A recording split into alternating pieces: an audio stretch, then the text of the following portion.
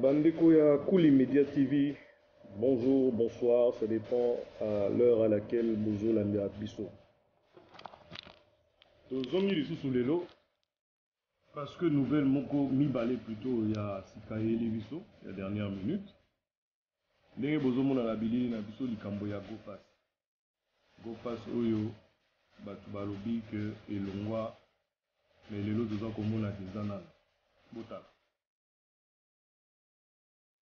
Nous avons deux exemples, on a bandeko oyo bafuti GoPass ti lelo baza kosilika kutu baza komituna me likambo yango eza ya nini eza mpe ndenge nini balobi na biso ke gouvernement sika elongoli GoPass entre temps bato baza kocontinue kofuta GoPass alors tozalaki na besoin kolobela bino yango mpo boyeba nouvelle ya sika oyo eza koleka.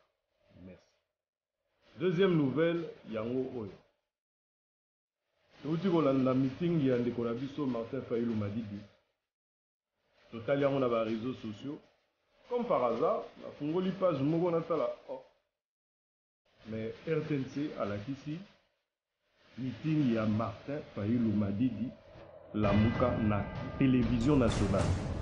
Likambo kokamwa po kala tout mona makamba boye depuis tango ya Kabila le père je pense ou tango ya Kabila, même pas Kabila le père, tant à Mobutu, n'est au Mona Maramba. Mais les lots, Makambo Zongami et Zongi sous bien à niveau ya RTNC.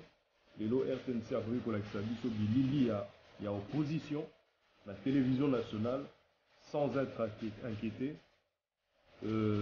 quoi que ce soit. Voilà, donc c'était les deux nouvelles que Kuli Media TV, vous s'abonner pour bah, nouvelles jeux à Ebélé. Merci, bonne soirée. À bientôt.